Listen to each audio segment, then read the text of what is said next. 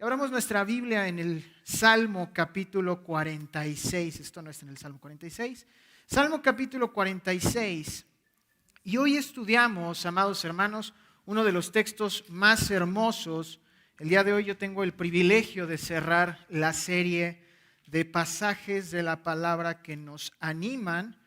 Y como ustedes recordarán, esos pasajes los propusieron ustedes. A la persona que propuso el Salmo 46, la amo, quien quiera que sea, gracias por promover este texto tan hermoso. Lo vamos a estudiar y vamos a ver por qué.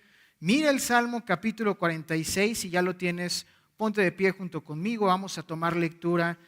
Yo leo desde la Nueva Biblia de las Américas y bueno, el día de hoy no contamos con proyección, pero yo cuento con que ustedes me sigan en la lectura, quizás no hablada, porque insisto, la traducción es un poquito distinta, pero confiamos en el Señor. Entonces dice así la palabra de Dios, Salmo capítulo 46, verso 1.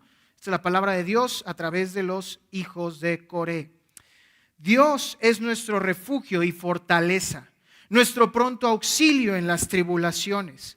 Por tanto, no temeremos aunque la tierra sufra cambios y aunque los montes se deslicen al fondo de los mares, aunque bramen y se agiten sus aguas, aunque tiemblen los montes con creciente de enojo. Hay un río cuyas corrientes alegran la ciudad de Dios, las moradas santas del Altísimo. Dios está en medio de ella, no será sacudida. Dios la ayudará a romper el alba. Bramaron las naciones y se tambalearon los reinos. Dio él su voz y la tierra se derritió. El Señor de los ejércitos está con nosotros. Nuestro baluarte es el Dios de Jacob. Vengan, contemplen las obras del Señor, que ha hecho asolamientos en la tierra, que hace cesar las guerras hasta los confines de la tierra.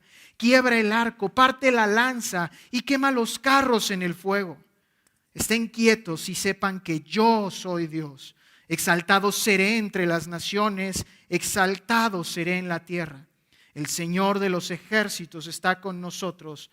Nuestro baluarte es el Dios de Jacob. Oramos. Bendito Señor, gracias por tu palabra. Nútrenos y alimentanos a través de ella, porque sin duda alguna lo que acabamos de leer es un canto precioso de confianza y cimentación en ti. Que podamos aplicarlo a nuestras vidas, como dijo mi hermano Javi, pues te lo rogamos en Cristo. Amén. Pueden tomar sus lugares, mis hermanos.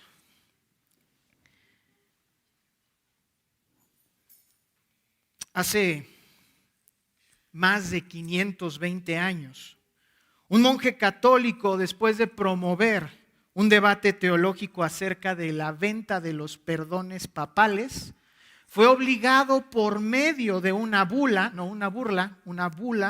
un documento, a retractarse.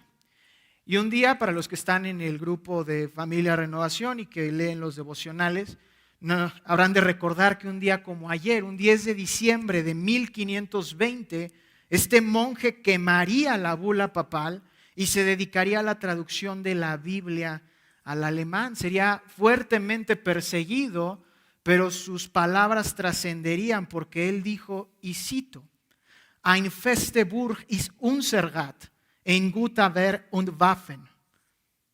Muy profundo, ¿no es así? Bueno, para los que no lo sepan, es alemán. Y es el primer verso de este capítulo tan hermoso. Martín Lutero compone un himno a partir del Salmo 46, que en español titulamos Castillo fuerte es nuestro Dios. Y esta es una adaptación de los versos de este salmo que acabamos de leer. Y en ellos hallamos lo que halló Martín Lutero. Si tú y yo estudiamos el día de hoy este texto, vamos a entender por qué cantó con tanto nutriente teológico hace 503 años después de la quema de la bula papal, Martín Lutero. Hoy vamos a ver 3 aspectos del canto que te deben hacer confiar plenamente en Dios. 3 aspectos del canto que te deben hacer confiar plenamente en Dios. En primer lugar, la afirmación. Lo vemos en los versos 1 al 3. En segundo lugar, la protección, los versos 4 al 7. Y en tercer lugar, la contemplación, versos 8 al 11. Entonces, en este primer aspecto del canto, mira cómo comienza el versículo 1. Ahora muchos de nosotros diríamos, el verso 1 comienza con la palabra Dios. No, hay unas instrucciones a este salmo antes de ese texto y esas instrucciones son inspiradas. Estaban en los manuscritos originales y dicen así: para el director del coro, salmo de los hijos de Coré, compuesto para Alamot, cántico. Ahora, ¿qué es cada una de esas cosas? Primero, antes que nada, para el director del coro. Ese es el destinatario de las instrucciones que se van a recibir acerca del canto. Es como si hoy le presentáramos un papel a los hermanos que nos apoyaron hoy con los cantos, que por cierto, muchas gracias, muy bonito todo. Le presentamos las instrucciones y les decimos, bueno, aquí hay una partitura con lo que tienen que tocar. Esas son las instrucciones. En segundo lugar, nos menciona que es un salmo de los hijos de Coré.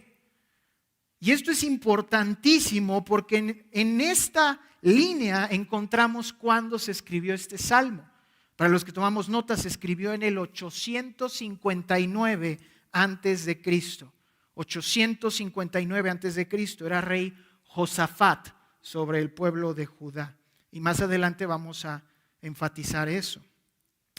En tercer lugar, está compuesto para Alamot. ¿Y qué es Alamot? Porque pues al menos que uno de ustedes nos ayude con hebreo y arameo del siglo 9 antes de Cristo. ¿Qué es Alamot? Bueno, hay una mención en Primero de Crónicas acerca de esta palabra y muy probablemente se refiere a una de dos cosas. O a las voces altas, las que hoy conocemos como sopranos, las mujeres que cantan más alto en el registro vocal, o los instrumentos de cuerda que tocaban notas altas.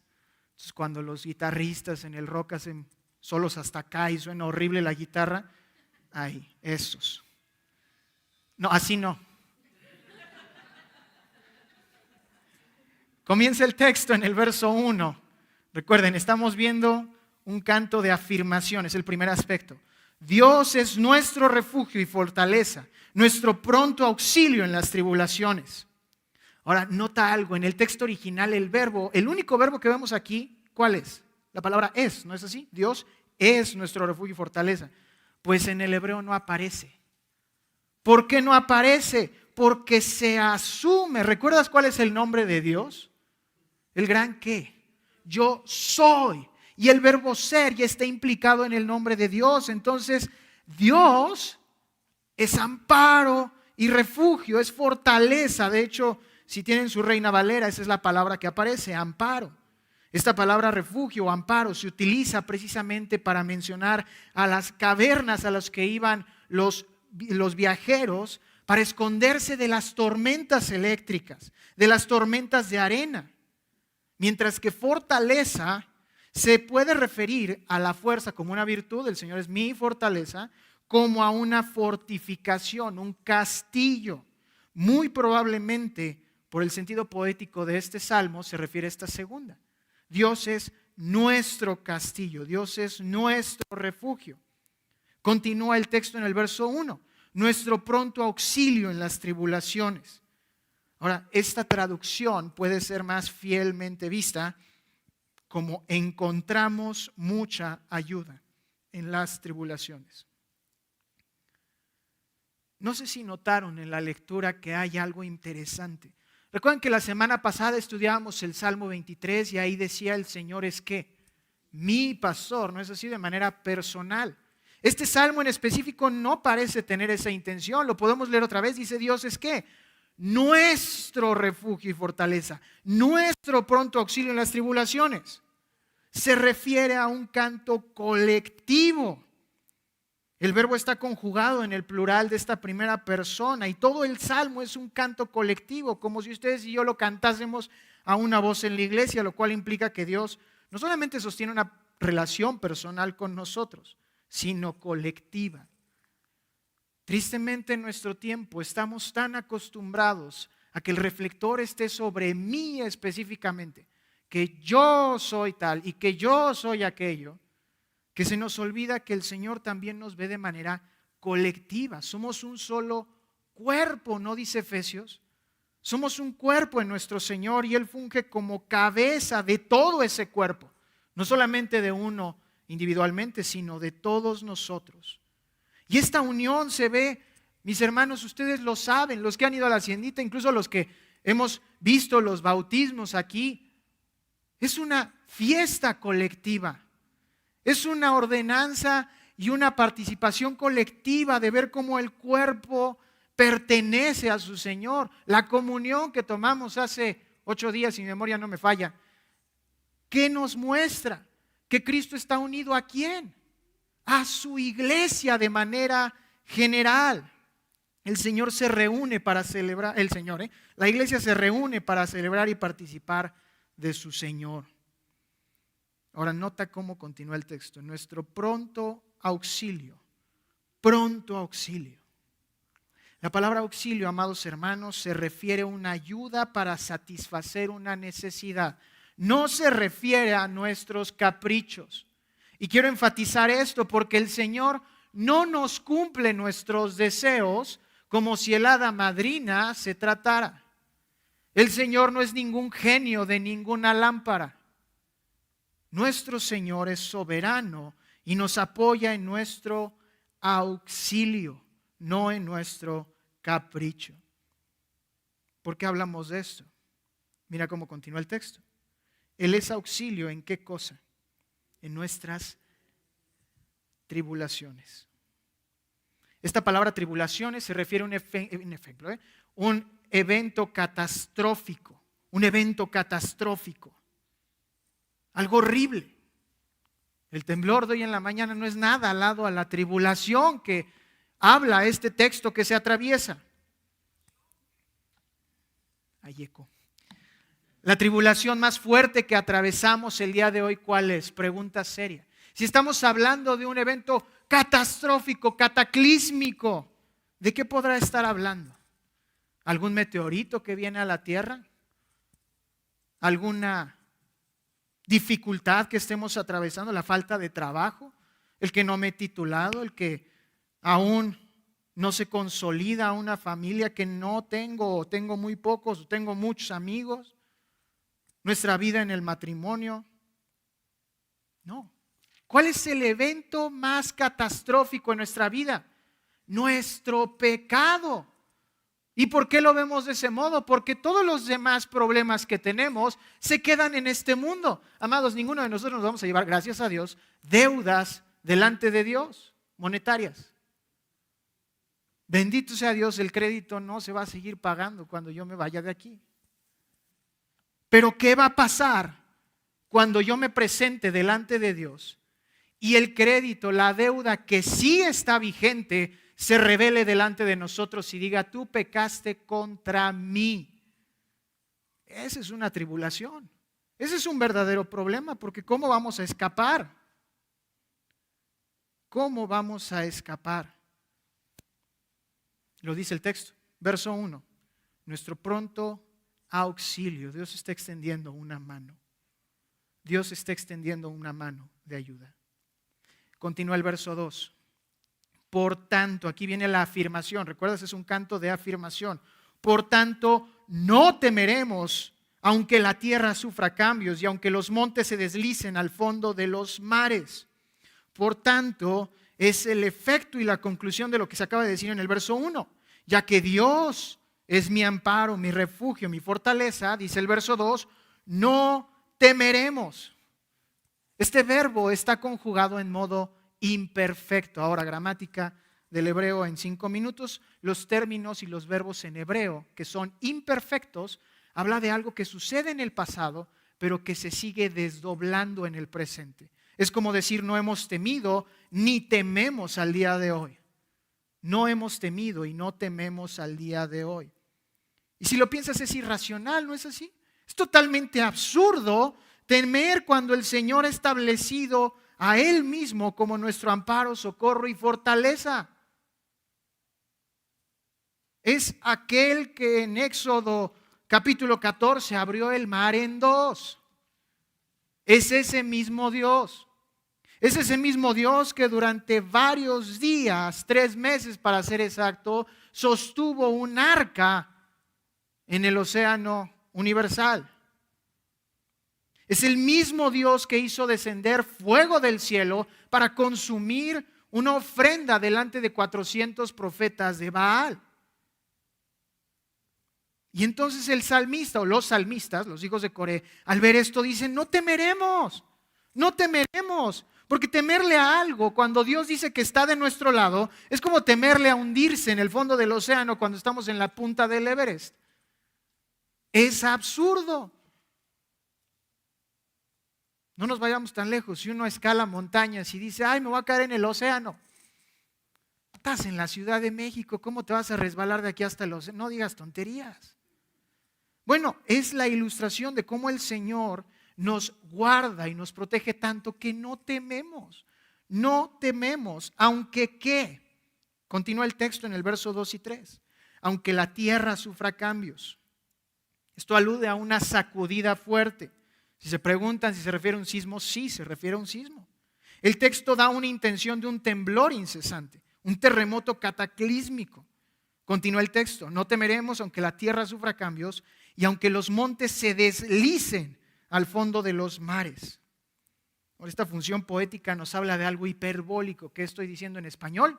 Estoy hablando de que los montes tiemblan tanto que se desmenuzan, como dijo mi hermano Javi hace unos minutos, un cerro que se desgaja y que después de 10 minutos, 6 minutos, no sé, nunca he visto un cerro desgajar, queda todo allanado, no hay nada.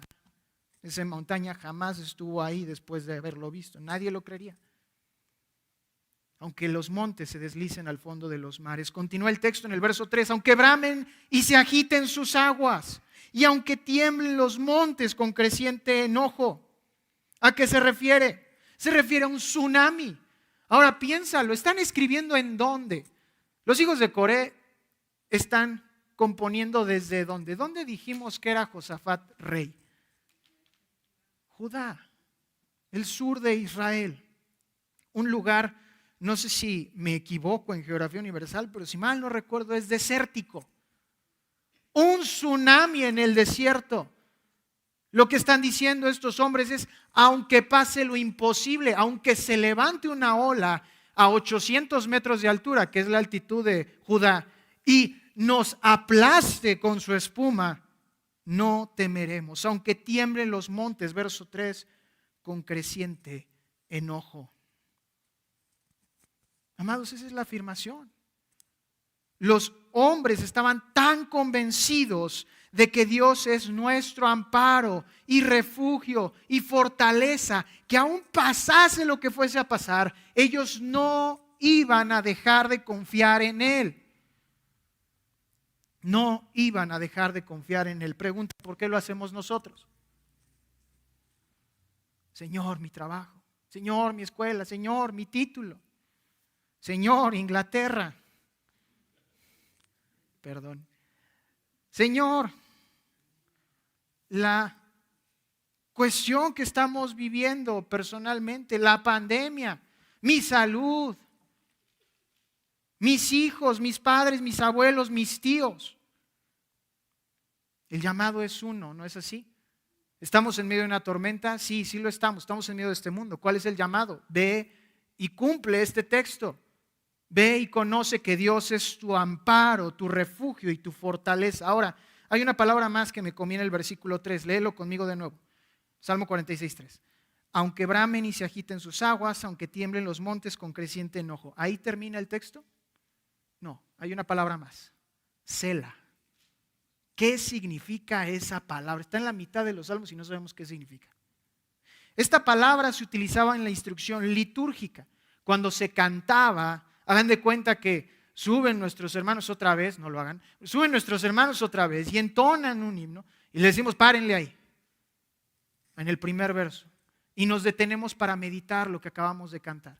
No estamos cantando por cantar, sino que meditamos lo que estamos diciendo. Y en este sentido me gustaría aplicarlo del mismo modo. Me gustaría que te detengas por un momento. Yo sé que estás leyendo, tomando notas. Escucha el Salmo 46, 1 al 3 y medita en él. Dice así la palabra de Dios. Dios es nuestro refugio y fortaleza, nuestro pronto auxilio en las tribulaciones. Por tanto, no temeremos aunque la tierra sufra cambios y aunque los montes se deslicen al fondo de los mares. aunque bramen y se agiten sus aguas, aunque tiemblen los montes con creciente enojo. Ese es un canto de afirmación, ¿no es así? Ahí vemos entonces el primer aspecto de este canto, la afirmación de que Dios es refugio y fortaleza. Segundo aspecto, ya vimos la afirmación, ahora vamos a ver la protección, versos 4 al 7. Mira lo que dice, verso 4. Hay un río cuyas corrientes alegran la ciudad de Dios, las moradas santas del Altísimo. Claro que la primera pregunta que tenemos es, ¿cuál es este río? ¿Qué río? ¿De qué clase de río está hablando? Habla de mares, del océano, de las aguas, y de pronto hay un río. ¿Qué es este río? Bueno, el teólogo bautista Charles Spurgeon dice que este puede ser una imagen de la divina gracia. Sin embargo, yo me quedo con lo que dice el teólogo escocés Ralph Skinner, y lo cito. Esta es una imagen de Dios mismo, fin de la cita. El río es una imagen de Dios mismo. ¿Por qué? Permítame leerles 3 pasajes que lo sustentan. Jeremías 2:13 dice así: porque 2 males ha hecho mi pueblo. Me han abandonado a mí, fuente de aguas vivas. Refiriéndose al Hijo, Zacarías 13:1. En aquel día habrá una fuente abierta para la casa de David y para los habitantes de Jerusalén, para lavar el pecado y la impureza. Sobre el Espíritu Santo, Juan capítulo 7, verso 38. El que cree en mí, como ha dicho la Escritura, de lo más profundo de su ser brotarán ríos de agua viva. ¿Cuál es este río? Nuestro Señor.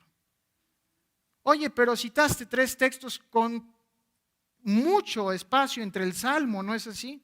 ¿Hay una parte del Salmo que demuestra esto? Sí, mira el verso 5. Hay un río cuyas corrientes alegran la ciudad de Dios. Verso 5, Dios está en medio de ella. ¿Quién es ella? Es la ciudad.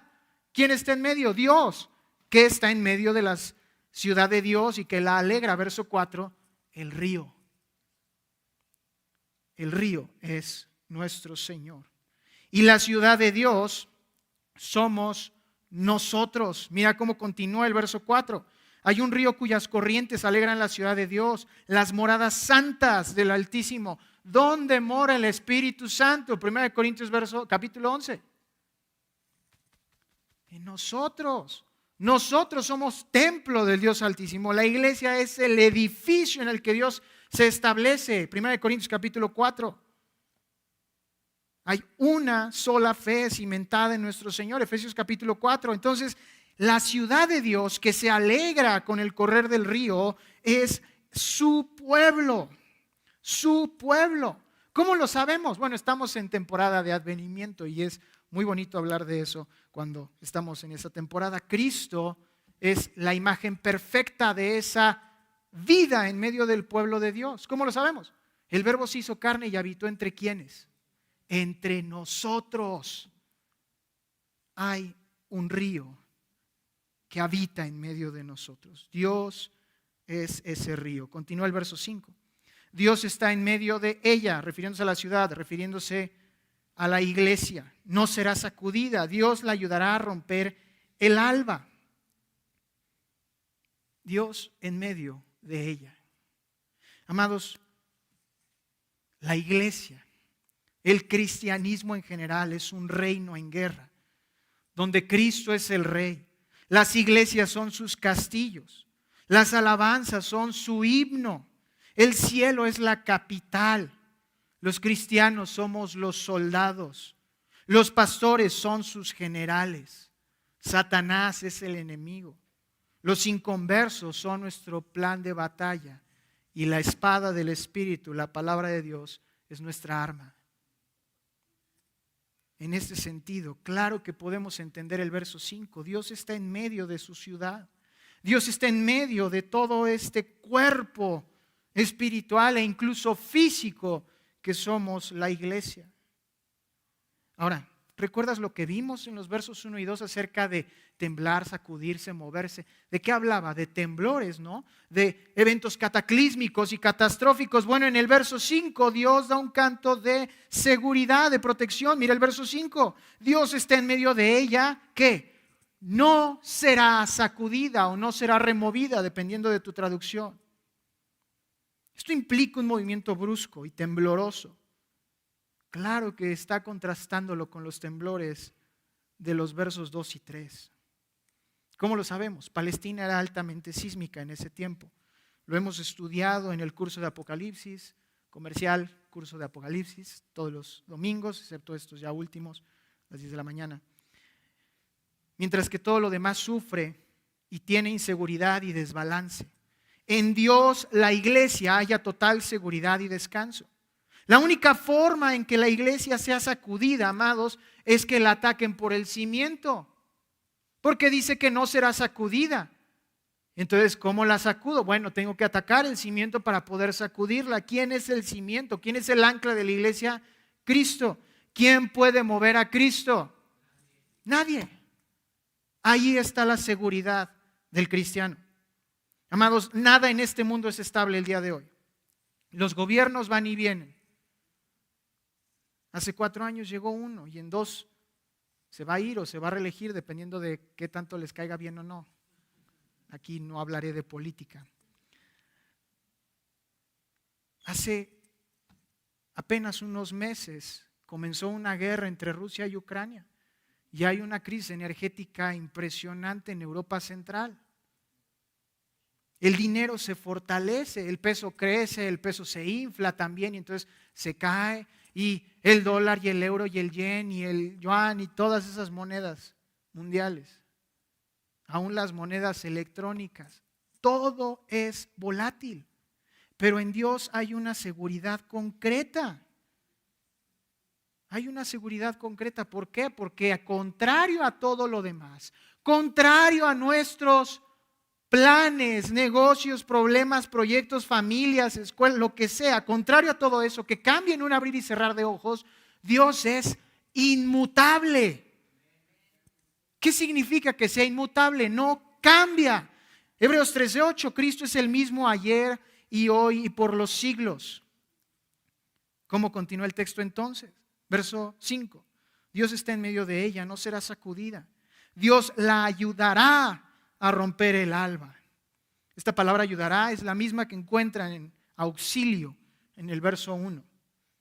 Se refiere a un apoyo ante una necesidad. Y esta expresión, romper el alba, puede traducirse mejor como girar hacia la mañana.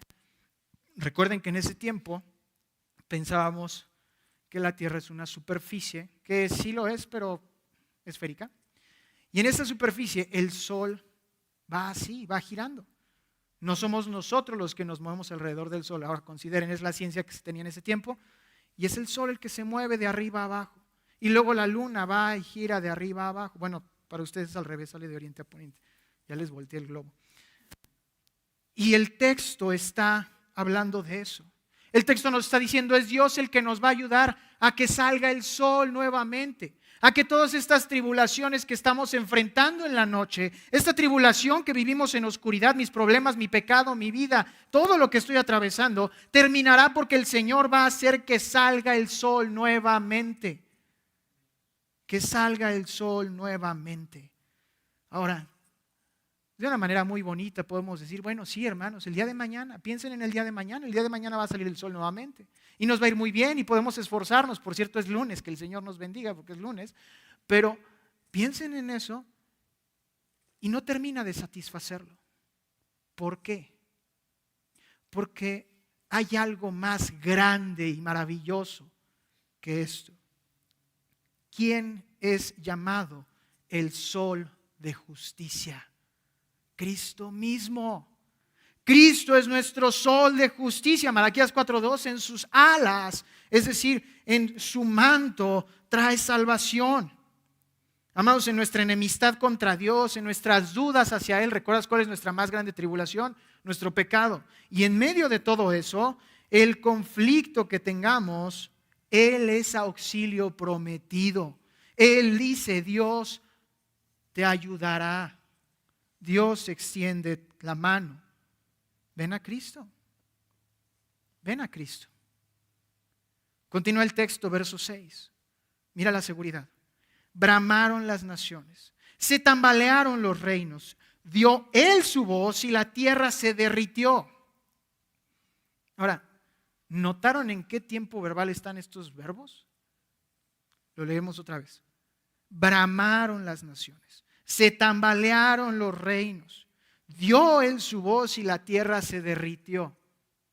Es pasado, es pretérito, es algo que ya sucedió. Es algo descriptivo. Entonces no es algo que el Señor solamente promete y que diga, bueno, si ustedes se portan bien, yo los voy a ayudar. No, el Señor está diciendo, yo ya los ayudé. Mira, ya te rescaté, yo te amo. ¿Por qué crees que estás aquí en la iglesia el día de hoy? Ese es el mensaje. Mira todo lo que yo he hecho. Bramaron las naciones, se tambalean los reinos. Ejércitos van y vienen, guerras se pelean, mueren y viven, nacen y se van. Pero Él da su voz y la tierra se derrite delante de Él. Mira todo lo que el Señor ha hecho. Eso es lo que está diciendo el texto. Ahora, ¿por qué el texto también nos dice que las naciones braman y se tambalean? Esto es sinónimo de confusión. ¿Por qué? Bueno, el texto, ¿recuerdan quién lo escribió? Los hijos de Coré. Este salmista Coré y sus hijos los coraitas, escribieron cerca del año 896, desde Cristo. Decíamos que gobernaba Josafat, ¿no es así? Y durante el reinado de Josafat, ustedes lo van a poder ver, lo vamos a leer en un momento, en 1 Crónicas capítulo 20, se nos va a hablar que Josafat tenía múltiples enemigos: Galaad, Aram, Moab, Amón, Asiria, Egipto. Era una cantidad impresionante de enemigos, todos iban contra de ellos. ¿Y cuál era el efecto? ¿Cuál era la idea? Estaba Dios diciendo, mira cómo las naciones braman, se confunden porque están tratando de conquistarte y simplemente no pueden. ¿Por qué? Porque yo doy mi voz y entonces la tierra tiembla y no hay quien pueda venir delante de ti. Esa es la seguridad que tenemos, amados hermanos. No es una condición, es una afirmación, es un hecho pretérito, es algo que ya sucedió. Y que quedemos totalmente grabados de esto, porque el llamado es a seguir refugiándonos en Él. Mientras que estamos en guerra con Dios por nuestro pecado, Él nos llama a la ciudad segura. Él nos está diciendo, ven, estamos siendo advertidos de un juicio que reciben las naciones incrédulas, las naciones que no tienen a Dios como su Dios, y al mismo tiempo el Señor extiende esta mano y dice, ven conmigo, aquí hayas refugio, auxilio, socorro, soporte, castillo, baluarte.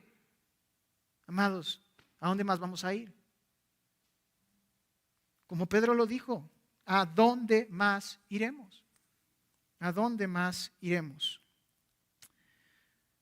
Concluye el verso 7. El Señor de los ejércitos está con nosotros. Nuestro baluarte es el Dios de Jacob.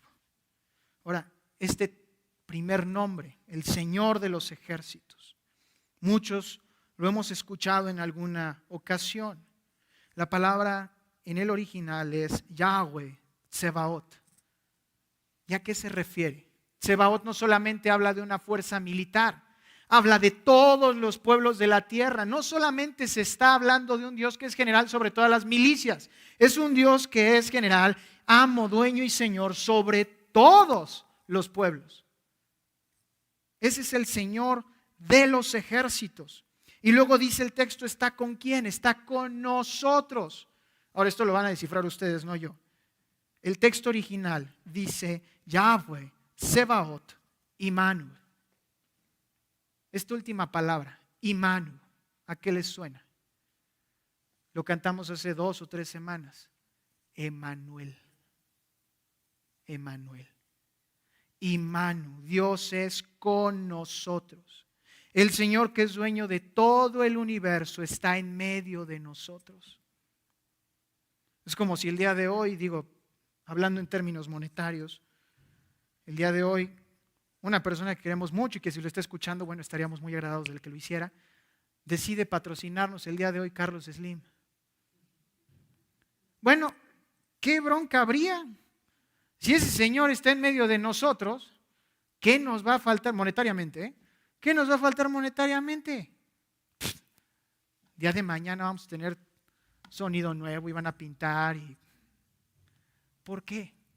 Porque sabemos cuánto tiene Él en sustancia, en moneda. Amados, el Señor Dios, el amo y supremo dueño del universo, el dueño de la plata y del oro, aquel que hace milagros, está en medio de nosotros. ¿Cuál Carlos Slim? 1000 veces mayor e incluso más. Concluye ese texto. El Señor de los ejércitos está con nosotros, nuestro baluarte, nuestro castillo, nuestra columna es el Dios de Jacob. ¿Por qué menciona a Jacob? ¿Por qué menciona a Israel? ¿Por qué no dice el Dios de aquel que confíe? ¿Por qué no dice el Dios de aquel que le escoja? ¿Por qué no dice el Dios de aquel que decida acercarse? Si recuerdan bien, ¿quién escogió a Abraham? Dios escogió a Abraham. Abraham no escogió a Dios. Isaac no escogió a Dios, Dios escogió a Isaac. Dios no escogió, Jacob, ya casi iba a decir una blasfemia. Jacob no escogió a Dios, Dios escogió a Dios. Dios escogió a Dios. Bueno, también Dios escogió a Jacob. Perdón, hermanos, a veces se me cruzan los cables. Dios escogió a Jacob. ¿Se dan cuenta de eso, amados? Dios, nuestro baluarte, es el Dios de Jacob. ¿Por qué? Porque te ha escogido a ti y a mí. Nos escogió de manera colectiva. Y ese es el seguro, esa es la seguridad. Amados, si tú y yo venimos y le decimos al Señor el día de hoy, yo te amo, Señor, y el día de mañana pecamos, o incluso al rato pecamos, ¿realmente estamos demostrando ese amor que confesamos a Dios? No. Pero si todo lo contrario sucede, si es Dios el que se acerca y nos dice yo te amo y nos mantiene fieles a Él mismo, ¿quién está probando realmente ese amor? Él. Él nos está probando su amor indescriptible. Por eso nuestro baluarte es el Dios de Jacob, porque Él nos escogió a nosotros y no nosotros a Él. Y por más que vayamos a fallar, a pesar de nuestras deudas, a pesar de nuestras fallas, a pesar de nuestros errores, siendo escogidos, el Señor nos dice, ven, descansa en mí. ¿No es eso hermoso? Ya escuchamos un canto de afirmación, ya escuchamos un canto de protección. Ahora mira el canto de contemplación, versos 8 al 11. Antes me adelanté. Hay una palabra que me brinqué, ¿recuerdas? Sela. Entonces escúchalo conmigo. Versos 4 al 7 del Salmo 46. Hay un río cuyas corrientes alegran la ciudad de Dios, las moradas santas del Altísimo. Dios está en medio de ella, no será sacudida. Dios la ayudará a romper el alba. Bramaron las naciones, se tambalearon los reinos. Dio Él su voz y la tierra se derritió. El Señor de los ejércitos está con nosotros. Nuestro baluarte es el Dios de Jacob. Qué hermoso. Ya escuchamos la afirmación, ya escuchamos la protección y ahora viene la contemplación. Contemplación. Mira cómo continúa el verso 8. Vengan. Contemplen las obras del Señor. Estos son verbos imperativos, son instrucciones. Barre la casa. ¿Qué estás diciendo? Estás dando una instrucción. Barre la casa. No señalé a Javi a propósito. Haz esto, haz aquello. Son instrucciones. Y aquí en el texto nos dicen, vengan. Contemplen las obras del Señor. Esto es claramente un llamado al principio de congregarse, de una admiración y una adoración colectiva. Así que, perdón, mis amados hermanos, en un segundo, congréguense. Y si nosotros estamos aquí, no dejemos de congregarnos. Significa entonces que si me enfermo y no puedo venir, ¿tengo que faltar? No puedo faltar, pero no. Pero el llamado es a siempre estar, cada vez que el Señor nos llame a venir a la congregación de los santos, a venir a compartir el pan y el vino, a disfrutar de la gracia del Señor en el bautismo, al venir y proclamar que el Señor murió y resucitó por nuestros pecados, al venir y anunciar que el Señor viene pronto. Esa es la labor de la iglesia. Vengan y contemplen, vengan y maravíllense de las obras del Señor. ¿Qué ha hecho qué? Dice el verso 8. Ha hecho asolamientos en la tierra. Ha dejado desiertos, dice otra traducción. La invitación es a contemplar lo que el Señor ya hizo. Sus obras, no continuas. ¿Notas eso? No es una obra continua la que el Señor está haciendo. Sí hay obras que el Señor hace de manera continua. Sigue haciendo crecer su iglesia, sigue llamando a hijos al arrepentimiento, sigue llamándonos al evangelismo, sigue llamándonos al discipulado, sigue llamándonos a compartir el pan. Pero la salvación es algo que ya hizo. Juan capítulo 19 no dice está siendo hecho. Dice hecho está. Se acabó. El Señor hace, verso 9, cesar las guerras hasta los confines de la tierra. Quiebra el arco, parte la lanza y quema los carros en el fuego. Destrucción de armas. Está hablando de la paz entre los pueblos. Él hace cesar todo esto. Ahora, pregunta seria. ¿Dónde estamos tú y yo en el verso 9? Vengan y contemplen a Dios.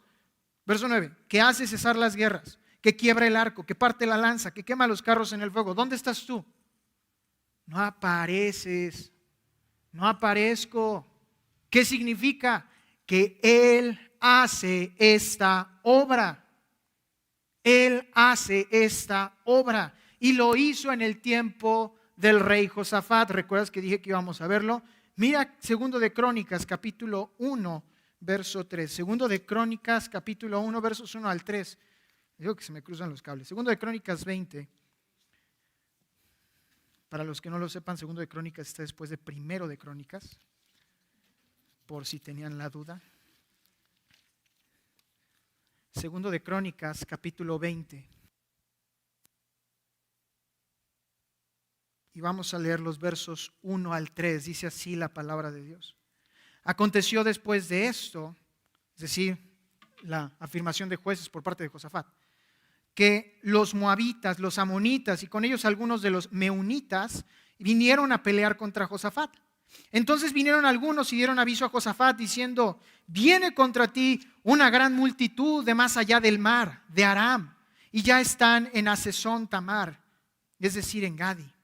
Josafat tuvo miedo y se dispuso a buscar al Señor y proclamó ayuno en todo Judá. ¿A qué se refiere? ¿Dónde estaban estos hombres? Geográficamente, amados hermanos, no les puedo decir.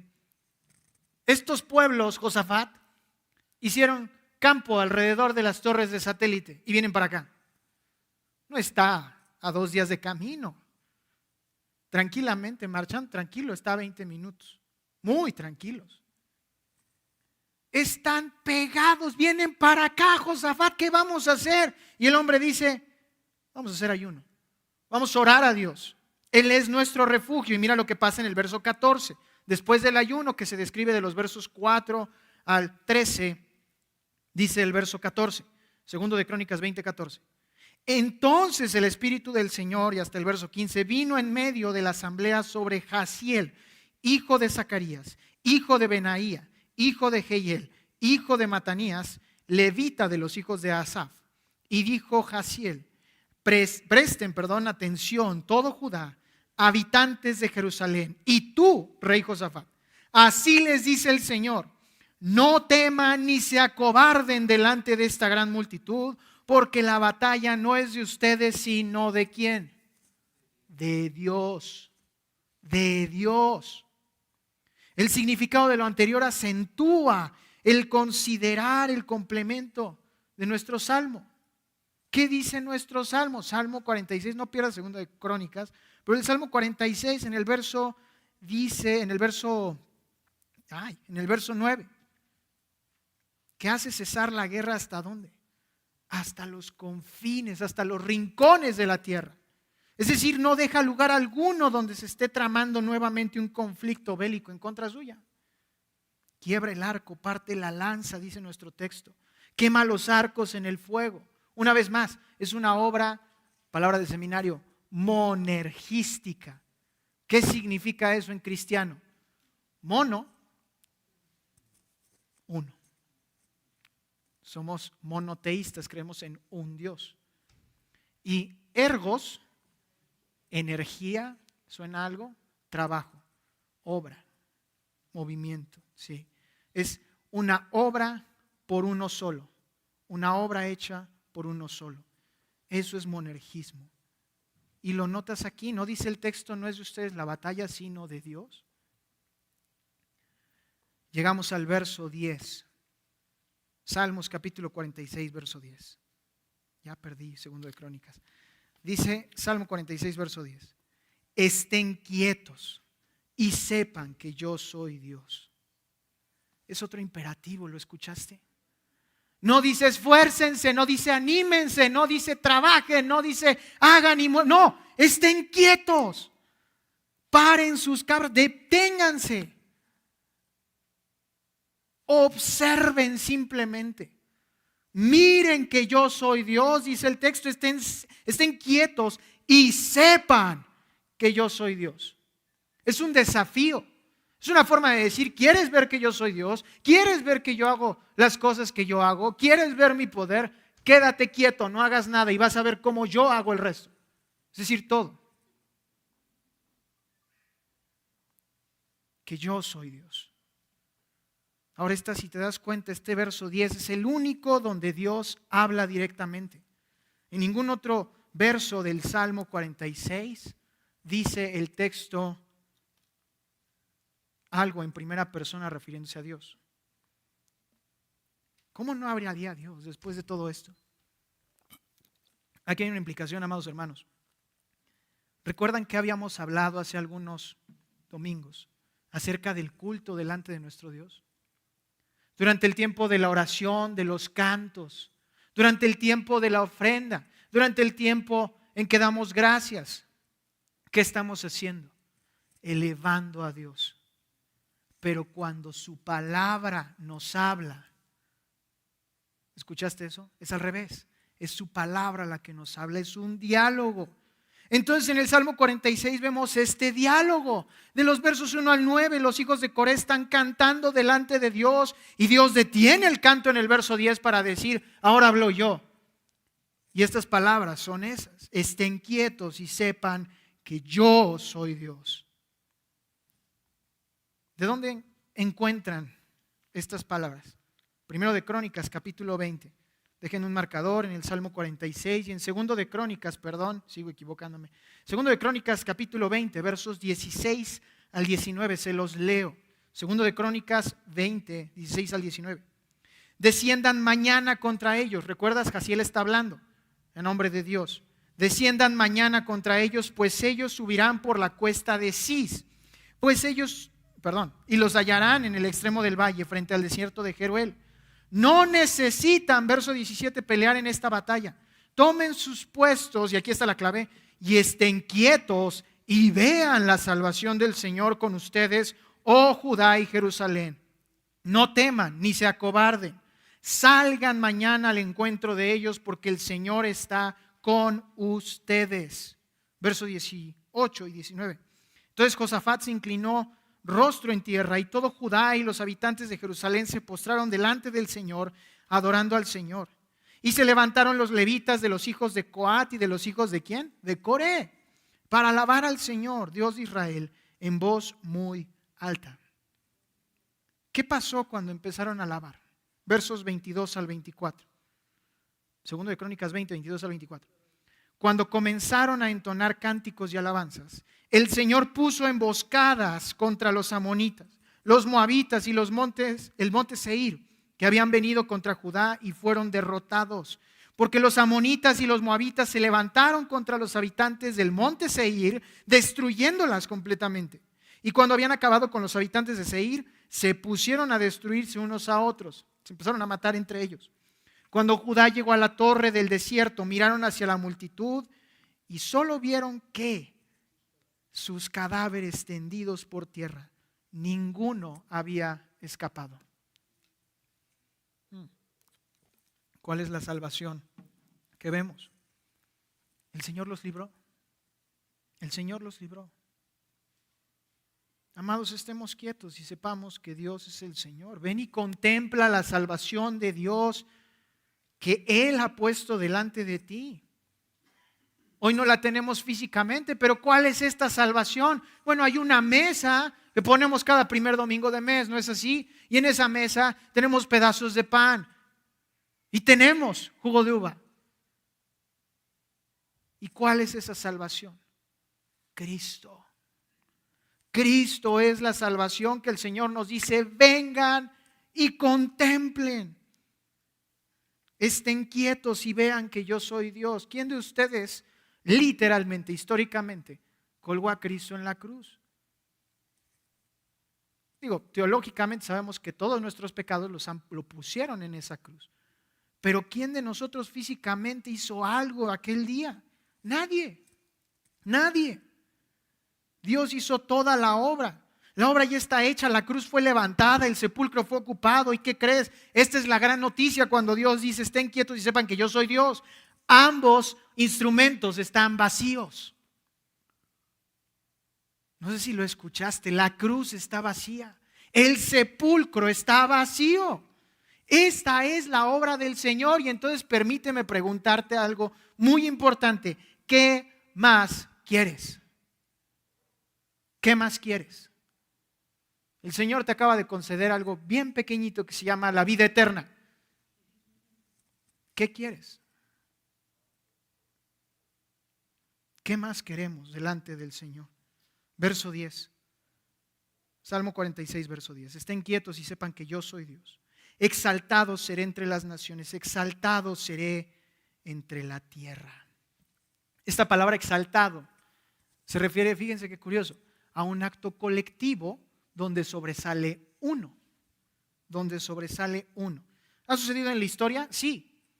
Durante los 1790 y feria y hasta 1820 y tantos, 1830 y tantos, durante Europa Central hubo un conflicto que se llamó las guerras napoleónicas. Ahora, ¿qué le suena a napoleónica? A Napoleón, ¿no? ¿Y por qué se llaman napoleónicas? Bueno, porque obviamente Napoleón peleó ahí, pero de todas las coaliciones, ¿sí? El Reino Unido, Rusia, Austria, el Sacro Imperio Romano, así se llamaba, ok, no me señalen, así se llamaba Sacro Imperio Romano, Sicilia, Nápoles, todos los que se unieron en contra de Francia, hicieron esta coalición contra Francia y Napoleón solo prácticamente, de manera histórica podemos ver que él fue el que sacó a todos, sin excepción. Entonces, Napoleón de cierto modo nos sirve como una ilustración, mientras que Francia es la que ganó las guerras napoleónicas. Él es exaltado al tener ese nombre, guerras napoleónicas. ¿Quién es el que triunfó? Napoleón. Amados, de una manera más gloriosa vemos esto. ¿Quién gana la victoria delante de la lucha contra el pecado? Respuesta, la iglesia. ¿Pero quién es exaltado? Cristo. Los santos triunfamos. ¿Cómo lo sabemos? Apocalipsis 2 y 3. Al que venciere, al que venciere, al que venciere. ¿Y quién vence? Apocalipsis 12. El que cree y el que ha venido al que ya ha triunfado. Él es el que es exaltado entre las naciones y en la tierra. ¿Por qué menciona a las naciones y a la tierra? Está hablando de toda su creación. Las naciones son las gentes, los pueblos, la tierra es su creación. Nada ni nadie está por encima de él. El Señor, verso 11, de los ejércitos está con nosotros. Nuestro baluarte es el Dios de Jacob, ya lo estudiamos. Yahweh Sebaot y Manu, Dios de los pueblos, es con nosotros. Amados, ¿cuál es el punto de todo esto el día de hoy? Cantamos este salmo para la alabanza de Dios, porque Dios está con nosotros y poderosa y milagrosamente preserva y defiende su iglesia y su palabra contra todo espíritu fanático, contra las puertas del infierno, contra el odio implacable del diablo y contra todos los asaltos del mundo, la carne y el pecado. Esto lo dijo Nuevamente, Martín Lutero. Cantamos este salmo por eso, porque alabamos a Dios, porque todo esto ya sucedió. Él ya nos guarda, Él ya nos libra, Él ya es nuestro refugio, Él ya es nuestra fortaleza. Y la invitación es que si aún no lo pensamos de este modo, ven a Cristo. Él es tu escudo, Él es tu amparo. Estén quietos y conozcan que Dios es nuestro Señor. Leemos ese Selah que me comí en el verso 11 para meditar en ello y después oramos. ¿Les parece? Dice así la palabra de Dios, Salmo 46, 8 al 11. Vengan, contemplen las obras del Señor, que ha hecho asolamientos en la tierra, que hace cesar las guerras hasta los confines de la tierra, que quiebra el arco, que parte la lanza y que quema los carros en el fuego. Estén quietos y sepan que yo soy Dios. Exaltado seré entre las naciones, exaltado seré en la tierra. Y después de esta voz tan hermosa, todos podemos decirlo a una voz: el Señor de los ejércitos está con nosotros. Nuestro baluarte es el Dios de Jacob. ¿No es hermoso el texto? Amados, en medio de nuestras tribulaciones, Dios es nuestro refugio y fortaleza. Dios es nuestro castillo fuerte. Vamos a orar y con esto nos despedimos. Bendito Padre y Señor, gracias. Gracias porque tú eres un castillo fuerte para nosotros. Tú eres nuestra defensa. Tú eres este buen escudo. Señor, aún las últimas letras de este canto tan hermoso dice que nos pueden despojar de lo que sea, de los bienes, de nuestro nombre, de nuestro hogar. Pueden destruir nuestro cuerpo, pero de ti siempre existirá tu reino. Señor, ¿qué otro refugio, amparo, fortaleza, baluarte, columna vamos a encontrar? ¿Tenemos problemas en este mundo? Sí, sin duda alguna, Señor. Atravesamos problemas financieros, personales, familiares, incluso nuestra fe, Señor, desmayamos. Pero tú eres aquel a quien acudimos. Padre, pon en nuestros corazones esto, la urgencia de venir a ti. En ninguna parte del Salmo, Señor, dice que nos esforcemos en nuestras fuerzas, sino todo lo contrario, que vengamos corriendo por socorro. Ayúdanos a socorrernos delante de ti, por medio de ti y para tu gloria. Gracias, Señor, tú eres nuestro baluarte, tú eres nuestro refugio y socorro. Amén.